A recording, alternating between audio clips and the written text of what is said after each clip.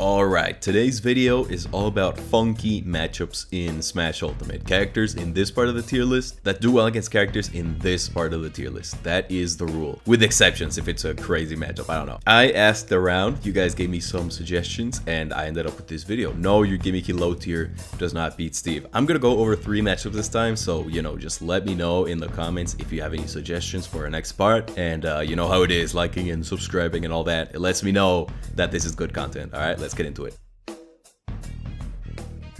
First up, we got Dr. Mario against Fox. According to a bunch of people I consulted, this is a slight win for Doc. Kinda crazy. This character sucks, and he's pretty easy for me to kill as a Lucina main, and my character's pretty mid. So, let's look into why. Alright, same with the Sex Kicks video. I joined Discord to ask people who main these characters for info. And according to both the Fox Discord and the Doc Discord, since this guy is a fast faller with a low weight stat, he's easy to combo and he dies early. He loses the matchup for the same-ish reasons Fox loses to Luigi. He gets comboed, he gets out of shielded, and he dies. Up B and up smash are solid, fast out of shield options. Nair out of shield sets up for tech chases early, and tech chases are really good against fast fallers like Fox because they have less time to react. And Doc's up B is tied for the fastest out of shield option in the game. Like, this guy is a boxer, and up close Fox can't get away with just mashing on him. He has to be careful around Doc's shield. It also doesn't help that Doc's whole thing is that his recovery is really bad. Not that he's a 10 out of 10 character on stage and he sucks off stage, but it is his main weakness, and Fox isn't much of an edge guarder. He has Nair. Like, it's not impossible for Fox to edge guard, of course. Like, he can still do it, and Doc can still get juggled and ledge trapped, but his main weak point off stage isn't something Fox is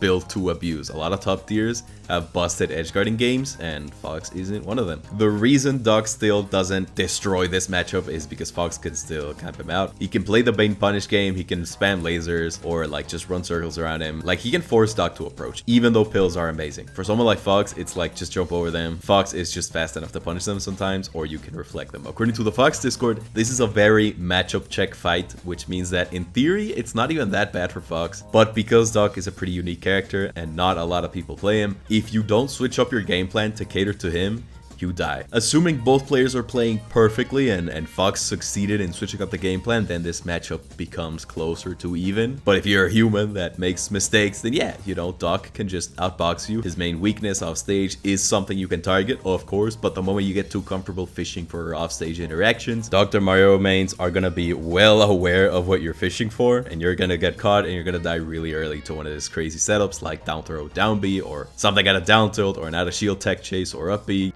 It's kind of a nuclear game up close. It's dangerous.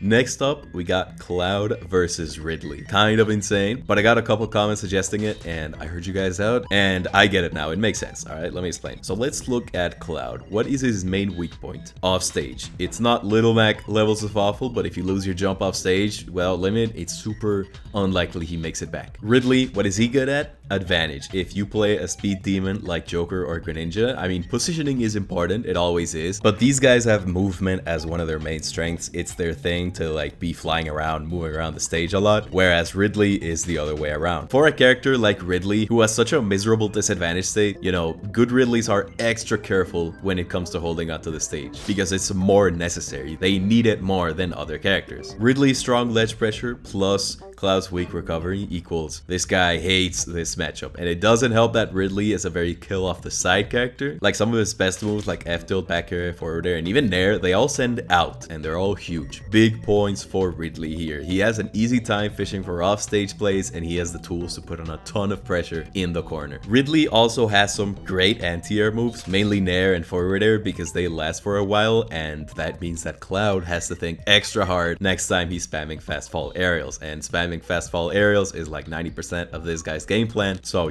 that's a big hit, because a buffered Nair or forward air out of a jump can just do a pretty good job stuffing his moves out. That's kind of a Cloud weakness. His end lag may be non-existent on his aerials, but they can take a bit to come out, which makes him especially easy to parry and anti-air. At the same time, this can go both ways. This sword is a disjoint, this one is a tail, which means this has priority over this, but his aerials come out at a good speed. Like, Ridley can still challenge him. What really makes this matchup not a free win for Ridley is the fact that he can still get just straight up better charactered by Cloud. At 63%, I think we are in like up air to finishing touch range.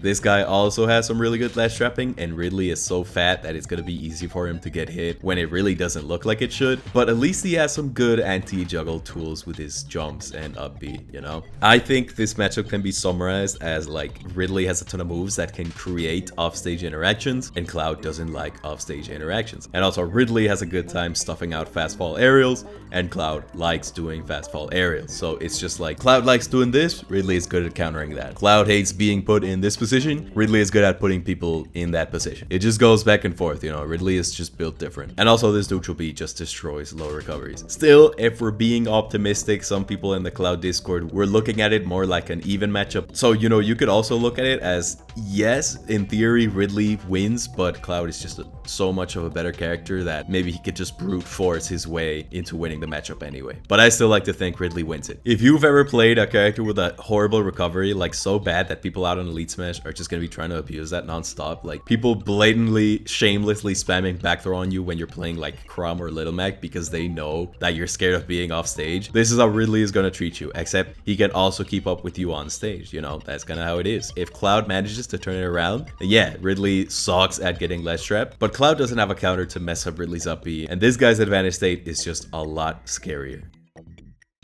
Finally, we got Puff versus Min Min, and this one is crazy. The other two matchups in this video are like, yeah, you know, Ridley slightly wins over Cloud, or Doc kinda messes Fox up. This time, Puff just destroys this matchup, alright? Think about it. What are Min Min's greatest strengths? Her range, and her insane pressure off stage using said range. She is great at putting on the pressure thanks to these huge arms, except Puff Nair just beats them out, even the sour spot. Now, arm clanking with another move is one thing. A lot of moves in this game clank with arms, that's whatever.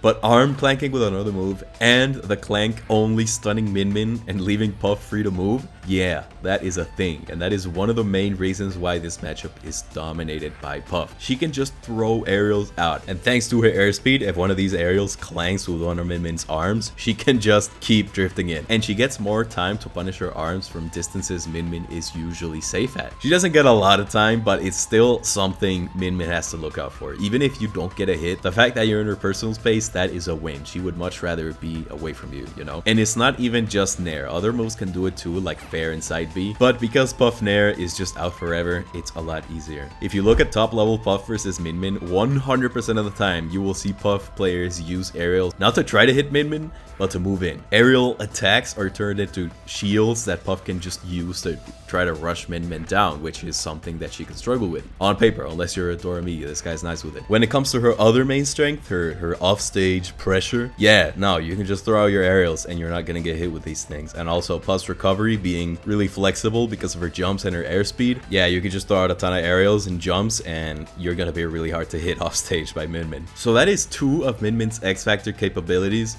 shut down by the balloon. Now, looking at the other side of the matchup, what are Min Min's weaknesses? That's her recovery and scrapping. Let's talk about up close boxing. Min Min doesn't have the best out of shield game outside of up smash, and Puff is just way too slippery here if she's appropriately looking out for it. She's also really good at crossing up shields, and if you cross it up, then up smash becomes a lot less consistent. She has great airspeed, safe aerials. It is difficult for Min Min up close. So you have an easy time approaching and you have an easy time outboxing her. Now, edge guarding, I saved the best for last. Min Min has a pretty bad recovery. Well, maybe not bad, but like it's below average, and Puff is an amazing edge guarder. Even more so when we consider the arm clanking for earlier, because not only does it beat like offensive arms for Min Min trying to cover herself, it also powers through Min Min's up B. It's crazy. It literally took me less than 5 minutes of searching YouTube VODs in order to find situations where Min Min just has no tools to deal with Puff off stage. To be fair, this set I'm showing you right now, Doramigi versus Base Mage, I mean, Doramigi won the set, but come on, Doramigi is like just the most unique Min Min player. He actually makes his character look cool. So, you know, forget the set. All right, just look at the edge guard. Look at these clips of him getting puffed off stage. Basically, you know, forward throw, nair, and you might get a stock. Let's just put 2 and 2 together. All right, Puff strengths are good at countering Min Min's strengths, and even better at exploiting her weaknesses. Tough. Okay, that is the video for today. Kind of a shorter one this time. I hope you guys enjoyed. Be sure to subscribe so you don't miss more banger videos from me, you know, or check out the second channel. No, I should have jumped. No, Pichu sucks! Oh my god, Pichu. I had the read. Ah! Thanks a lot to the channel members. My channel's gotten to a point where I have more than one, so now it makes sense for me to shout you guys out. I appreciate it a ton. Patrons too. Be sure to suggest more ideas for weird matchups if you want me to look into it. Goodbye. See you in hopefully less than a month.